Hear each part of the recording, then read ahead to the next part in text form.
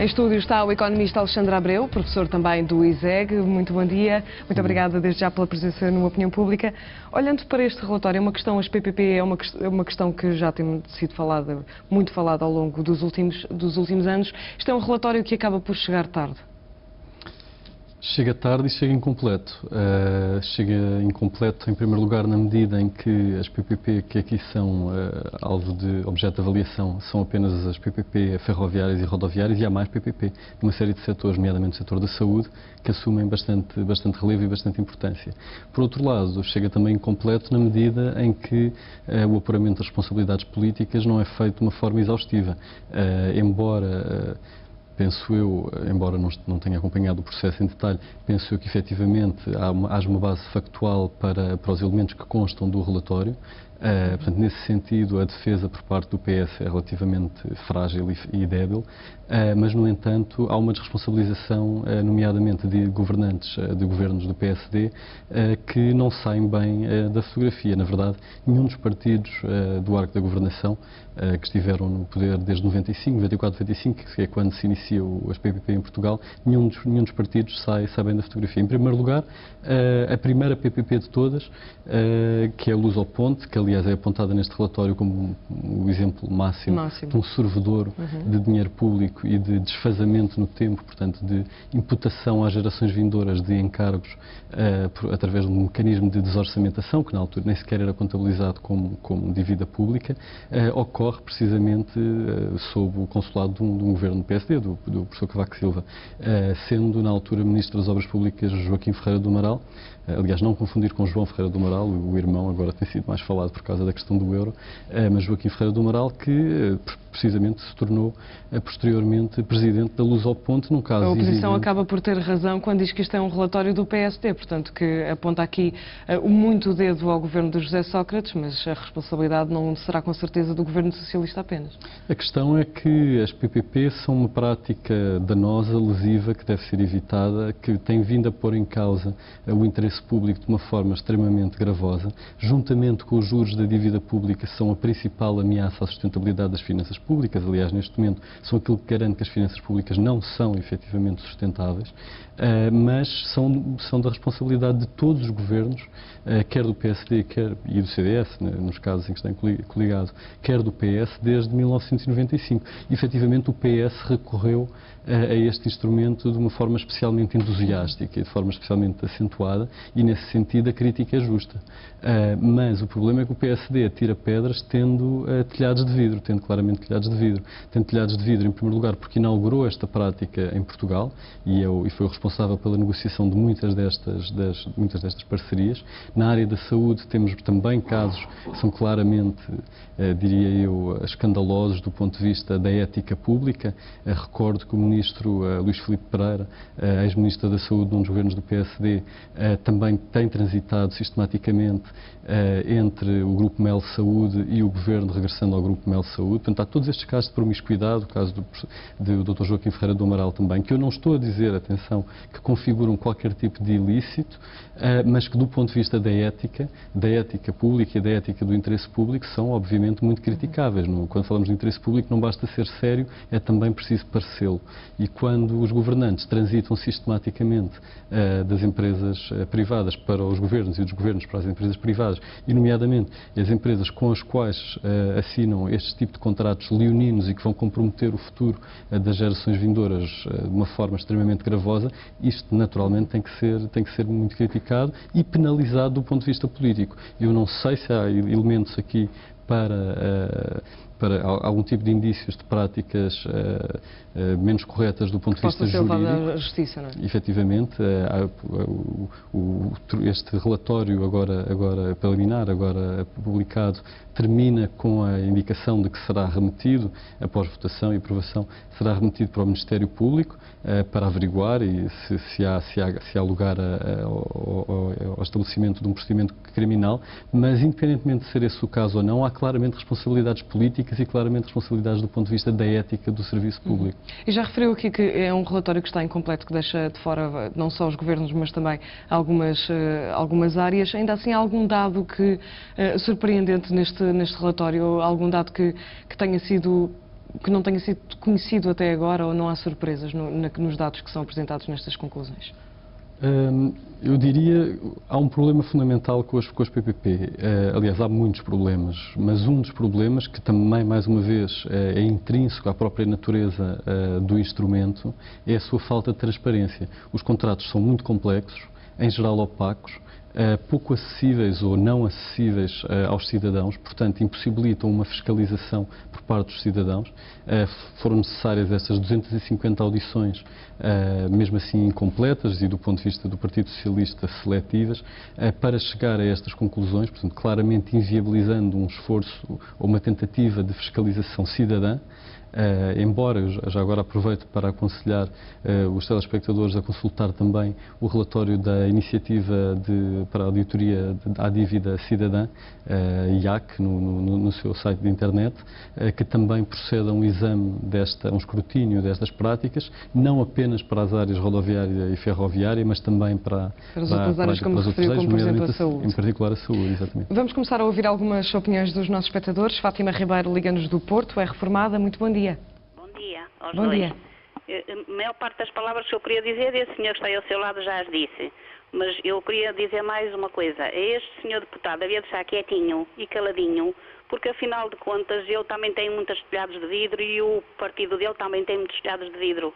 Porque veja-se só, quando a gente vê os casos nos jornais e nas televisões de corrupção, que vai para os tribunais, a maior parte das pessoas são do partido dele. Eu acho que isto é mais uma perseguição ao engenheiro José Sócrates. Se ele não tivesse voltado para ser comentador, nada disto acontecia de certeza absoluta. Bom dia, muito obrigada. Nós é que agradecemos, Fátima, a sua participação. Bom dia para si. Tosé Figueiredo liga-nos de Alcântara, em Lisboa, é gerente de hotelaria. Bom dia. Estou sim, muito bom dia, muitos parabéns para o seu programa e cumprimento ao seu convidado.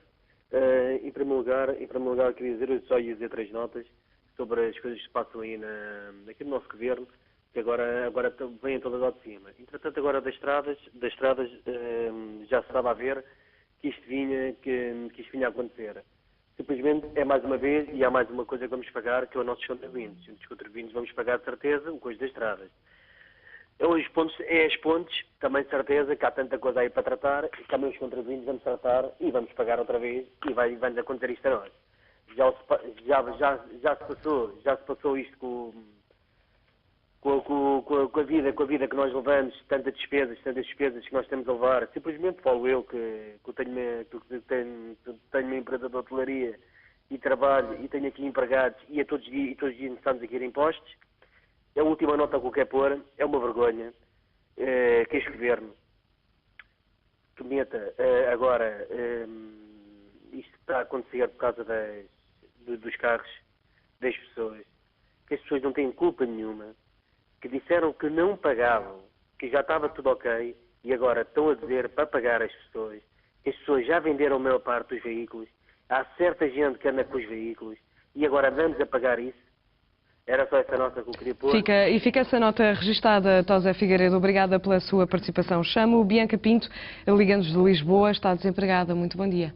Bom dia. Bom Olha, dia. é assim, eu desejo aí ao Sr. Doutor um bom dia para ele. Ele falou no aspecto de saúde e eu acho que os laboratórios de medicamentos não só deviam ser todos chamados a pôr o dinheiro que nós pagamos, porque eles ganham milhões, e dizem que vão fazer laboratórios de vacinas, laboratórios não sei quantos, laboratórios não sei quê, e não fazem nada. Ficaram com o dinheiro toda a gente. Eu acho sim que essa parte deviam devolver o dinheiro, porque a gente quer medicamentos, não temos medicamentos. Não temos, porque é tudo para fora.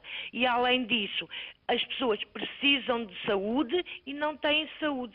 Acho que era os laboratórios de medicamentos, tudo que recebeu do Estado devia ser tudo devolvido, porque não se fez nada em benefício do Estado. Obrigadinha, sim, bom dia. Bom dia para si, Bianca. Obrigada por ter participado. José Silva liga-nos de Odivelas, é empresário. Bom dia. Ora, muito bom dia. Eu assino por baixo tudo o que o seu convidado disse e este relatório é só 1/10 daquilo da verdade. Isto é só 1/10 da verdade, porque agora falta saber depois os outros governos todos. E tudo o que o seu convidado disse, este problema já está a ser debatido desde que se começou a fazer a ponte vasta gama, como o Dr. Paulo Moraes diz no livro dele, da corrupção à crise. Está lá tudo. Aquilo é um bom documento para o Ministério Público, se calhar tirar algumas coisas do que lá está escrito e começar a chamar esses senhores à responsabilidade. O que eu acho mesmo é incrível é como é que a primeira parceria público-privada foi a ponte vasta gama, foi o Sr. Cavaco Silva que estava no governo, em que nos mentiram a dizer que o Estado não tinha dinheiro porque o custo da ponte era 900 milhões de euros e que os privados tinham que pagar, tinham que entrar com o resto de dinheiro, coisa que os privados só entraram com 200 mil euros, com 200 milhões, e nós pusemos o resto. Portanto, eu primeiro gostava de perguntar a esses senhores do PSD onde é que eles estavam quando se começou a fazer estas trafolhices todas. E eu aqui por contas, como às vezes dizia o professor Medina Carreira que bastava uma dona de casa para fazer umas contas, e eu comecei a fazer umas contas por baixo e comecei a pegar na Ponte Vasta Gama, na Expo 98, no Euro 2004, nas parcerias público-privadas dessas das estradas, que não estou a contar com as da saúde, não estou a contar com as negociatas que esses senhores todos fazem, eu já contei para cima de 30 mil milhões de euros que estes senhores nos roubaram. Eu gostava de saber, sinceramente, se perante toda esta roubalheira, perante tudo isto que está escrito, em que pessoas como o Dr. Paulo Moraes acusam na cara e dão nomes, eu gostava de perguntar porque é que o Ministério Público não atuou e não vai atuar. Porque este relatório vai dar em nada, este relatório vai dar em zero. Porque estes senhores encobrem-se todos uns aos outros. Eu gostava de vos lembrar que ainda há pouco tempo tive a ver aí uma entrevista também, em que o Dr. Paulo Moraes, foi o Mário Crespo que entrevistou o Dr. Paulo Moraes e um representante acho que era do sindicato do Ministério Público. Quer dizer, as pessoas têm medo de falar. Se não for este do Dr. Paulo Moraes a falar e o Medina Carreira a dizer alguma coisa, as pessoas todas têm medo de falar, ninguém quer dar nomes.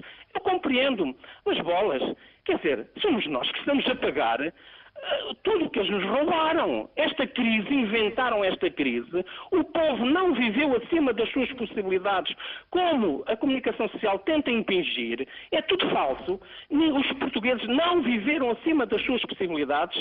Quem viveu acima das suas possibilidades foram os banqueiros, foram os políticos e foi mais outra trupa qualquer, mas não foram, na maioria, os trabalhadores portugueses.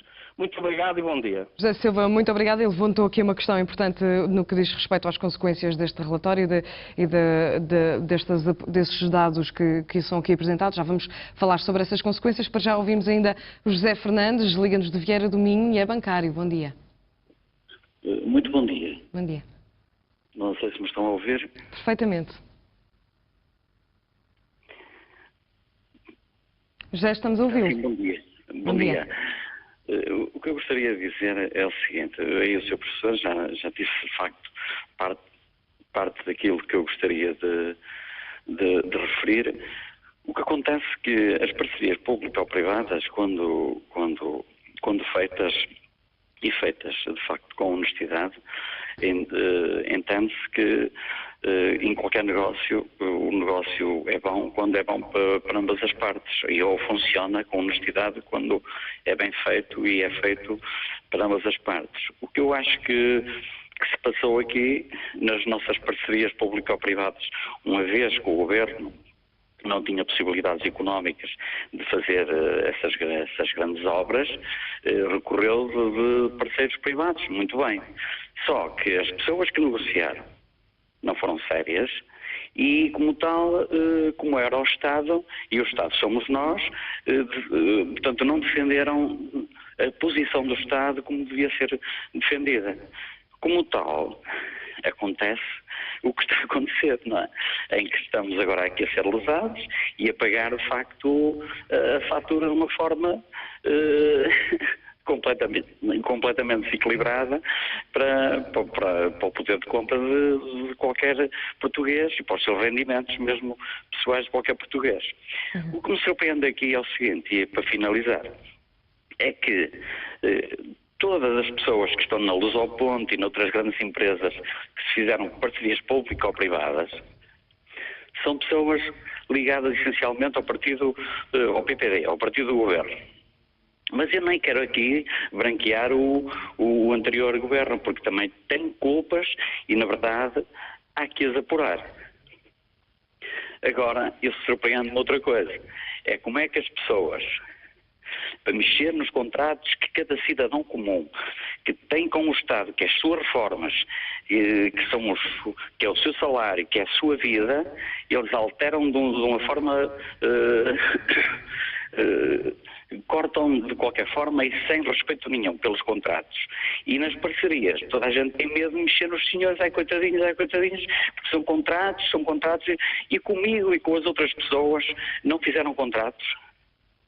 Muito bom dia, muito obrigado. Nós é que agradecemos, José Fernandes, a sua participação. Alexandre Abreu, aqui o José Silva, um dos nossos telespectadores que participou, falou nisso mesmo, nas consequências. O que é que vai acontecer? Sabemos disto e agora? São esperadas consequências deste relatório e daquilo que é aqui apontado? A questão pode ser colocada a dois níveis, não é? Há um primeiro nível que eu penso que na verdade nem é o mais essencial, embora para a maior parte das pessoas seja aquele que epidermicamente, mais rapidamente, à qual as pessoas dão mais importância, que é a questão da responsabilização criminal. É possível que alguns destes casos configurem situações de gestão danosa, é possível que sim, isso terá de ser apurado pelos tribunais. Mas suspeito que na maior parte dos casos não é isso que se passa.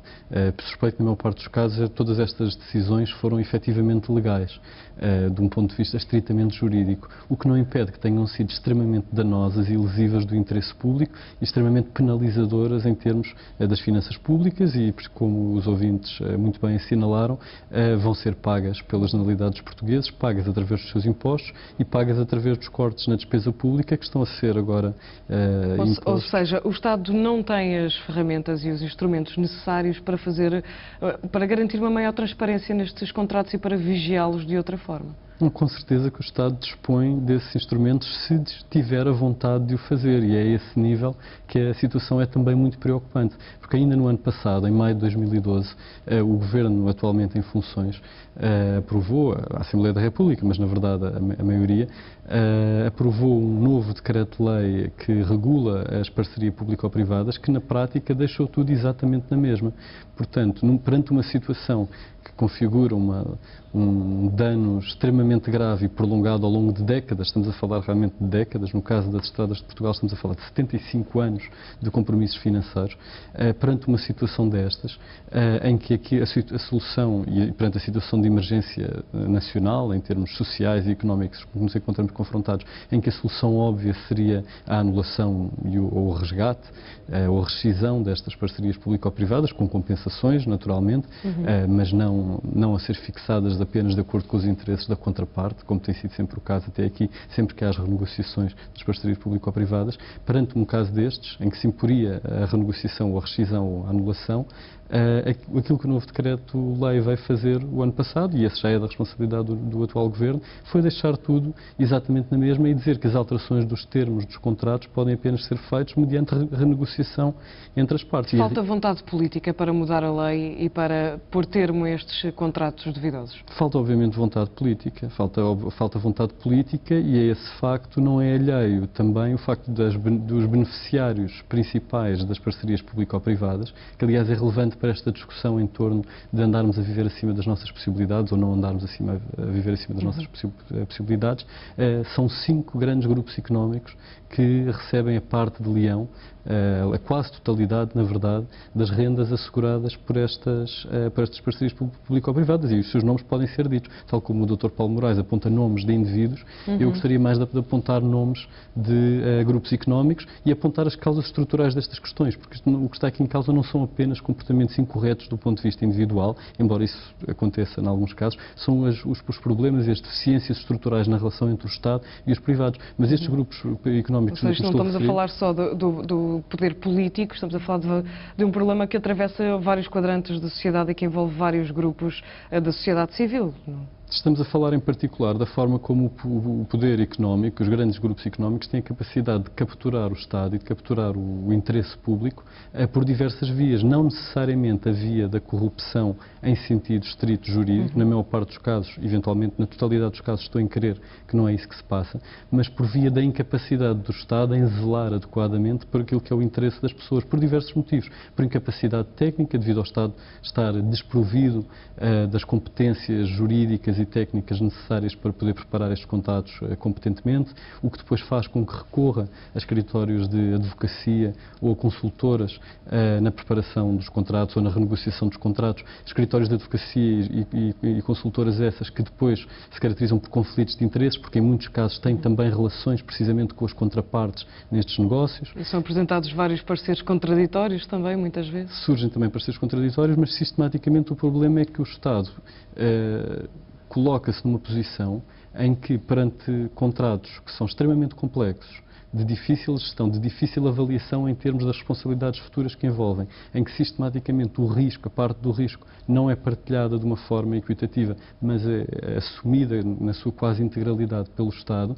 acaba por dar, digamos, utilizando a expressão idiomática, rói o osso, enquanto que os privados comem a carne. E os privados comem a carne podem e devem ser ditos. A Mota-Engil, a Soares da Costa, o Grupo Espírito Santo, o Grupo Mel e a EDP. Estes 5 grandes grupos económicos são os beneficiários da parte de leão, da quase totalidade destas rendas de dezenas de milhares de milhões de euros que nas próximas décadas irão penalizar os contribuintes portugueses. E vão ser pagos Portanto, por todos os portugueses. Só para terminar, quando se diz que os portugueses têm andado a viver acima das suas possibilidades e quando se fala em interesses instalados, nomeadamente em relação aos professores ou em relação aos pensionistas, que tal falar dos interesses instalados destas grandes empresas que elas sim têm a capacidade, por todas estas vias, capturar o interesse novamente público. à outra questão, que é a vontade política, não é?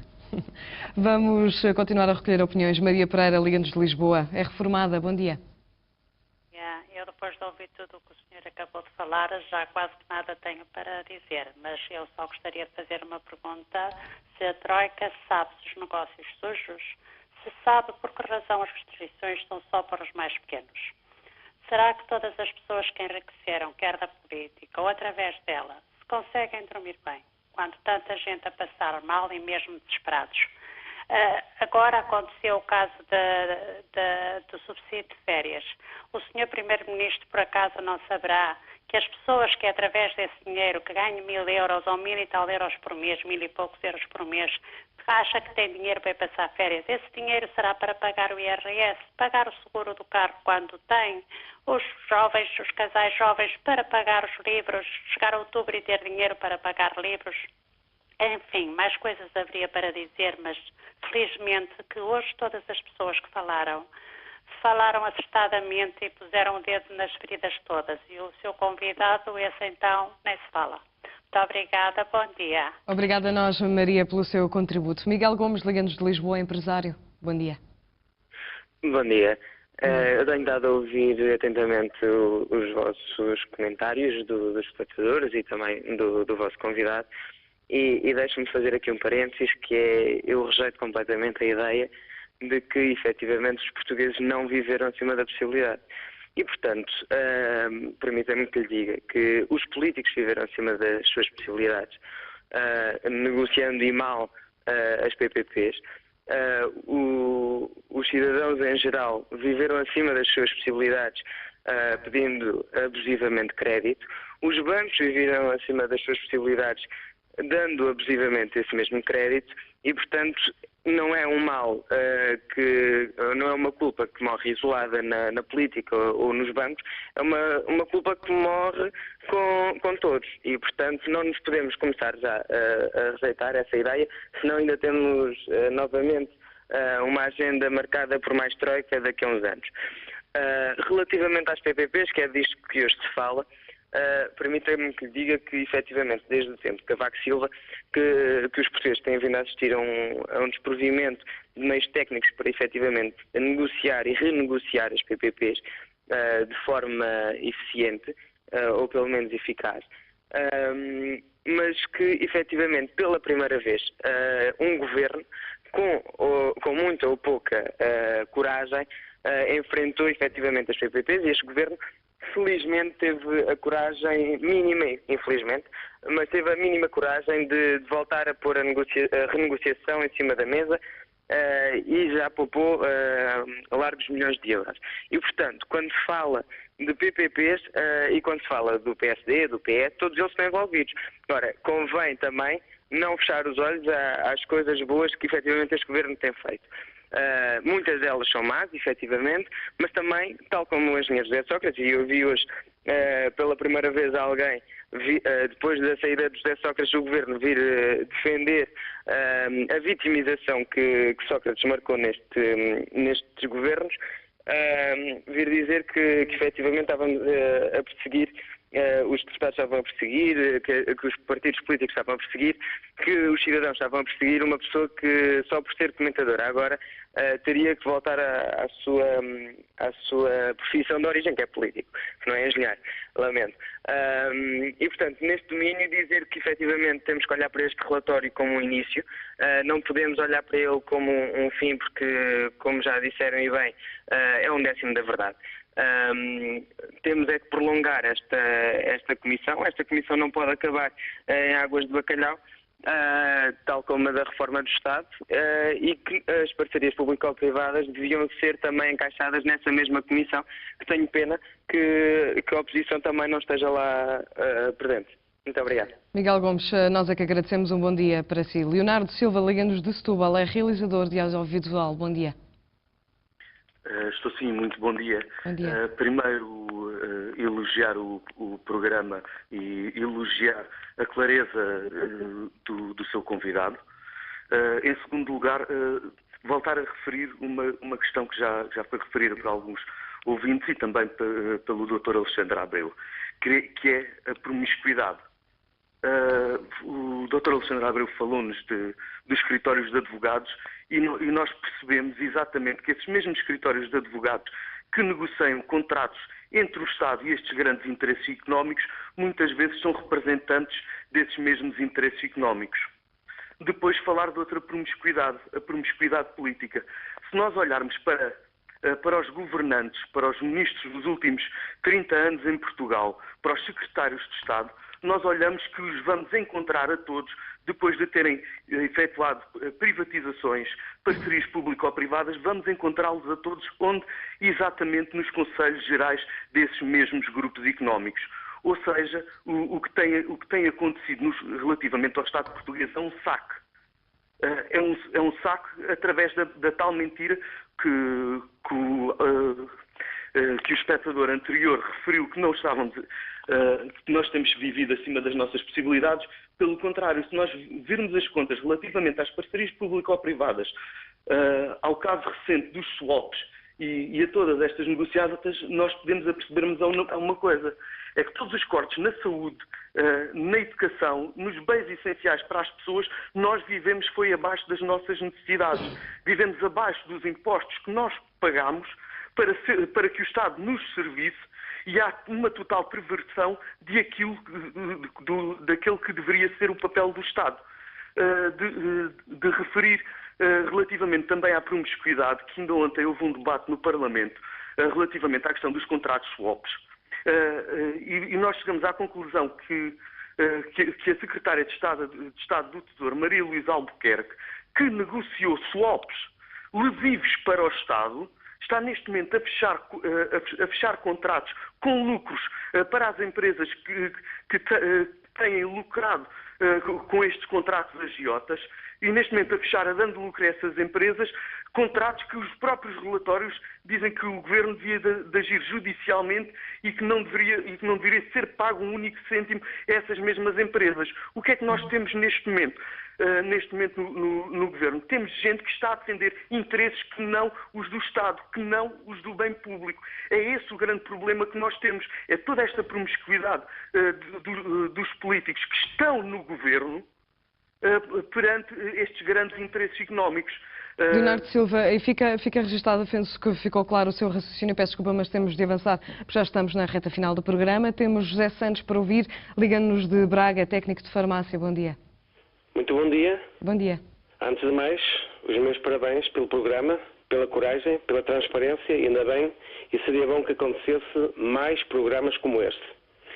Eu quero dar aqui a minha opinião de que sou contra as público-privadas e falo como residente em Braga, utente do Hospital de Braga, em que é gerido pelo Grupo Melo, e desde que recebemos esta público-privada em Braga, a nossa saúde ficou no caos. Toda a gente sabe das notícias que acontecem todos os dias, e isso é uma amostra do que se passa em Braga. Antes de mais, quero falar que não tenho ideias políticas, não quero atacar nenhum membro do governo, nem dos anteriores. Simplesmente estou a falar como uma pessoa lesada e em nome da população bracarense. O que eu quero dizer aqui é que as público-privadas não servem nas estradas, não servem noutras situações e muito menos na saúde. O que é que eu vejo na público-privada e que acontece em Braga? Nós temos um hospital com qualidade que servia os interesses da população. Tínhamos um ambiente excelente, estive internado no hospital, estive noutro, e neste momento, eu estive internado há pouco tempo no hospital, que é gerido agora pelo Grupo Melo, onde nos faltou tudo, falta-nos condições, falta-nos material, não temos médicos em condições, os bons médicos foram embora, e isto é um exemplo, não estou a atacar o Hospital de Braga, simplesmente estou a atacar e a ser transparente e falar a verdade sobre o prejuízo das público-privadas. As público-privadas, a nível de saúde, só têm um objetivo, é o lucro fácil, fabuloso, onde a saúde está a ser o elo de ligação ao aumento das contas bancárias dessas empresas. E eu gostaria que houvesse alguém com coragem que viesse a Braga, viesse ao Hospital de Braga, visse inteiramente o que se passa. Não só nas estradas que se fala, a nível das pontes, do túnel do Marão, venham a Braga, venham ver e aí vão dizer as público-privadas são prejudiciais na saúde. E é isso que eu gostaria que houvesse justiça, porque usar a público-privada na saúde não é para servir a saúde em geral, é para servir os lucros fabulosos em geral. E gostaria muito que houvesse membros do governo com coragem e que digam saúde não é uma moeda de troca para lucros fáceis, mas sim para beneficiar o interesse de todos os portugueses. E fica esse caso registado, José Santos. Muito obrigada pela sua participação no Opinião Pública. Vamos para a Costa de Caparica ouvir Manuel Teixeira, é funcionário público. Muito bom dia. Sim, muito bom dia. Bom dia. Queria também dar os parabéns ao programa por ter trazido à discussão este tema e queria apenas dizer duas coisas muito simples. Independentemente do relatório que ontem foi apresentado na Assembleia da República de manter ou não matéria criminal, portanto, isso é um aspecto que terá que ser avaliado, ponderado, analisado pelo Ministério Público. Portanto, esta é a primeira questão, portanto, deixamos ao Ministério Público a avaliação daquilo que o relatório contém em matéria de responsabilidade criminal. Agora, este é o segundo aspecto que queria referir, o que não posso deixar de lamentar é a vergonhosa conferência de imprensa que o deputado do Partido Socialista deu em pleno Parlamento sobre este tema. Portanto, o que tem que acontecer é o relatório seguir a sua tramitação normal, ser apresentado às entidades competentes, foi anunciado que irá ser remetido ao Ministério Público, o Ministério Público avaliar e tirar as conclusões da matéria que contém o relatório. Agora, aquela conferência de imprensa de ontem a branquear completamente as conclusões do relatório me parece admissível. Era só isto que eu queria dizer. Muito obrigado. Manuel Teixeira, muito obrigada. Chamo o José Almeida, liga-nos do Luxemburgo, é reformado. Muito bom dia. Peço-lhe que seja muito breve, por favor, que já estamos mesmo no final. Vou tentar. Obrigada. Bom dia para si e para o seu convidado. Olha, é isto.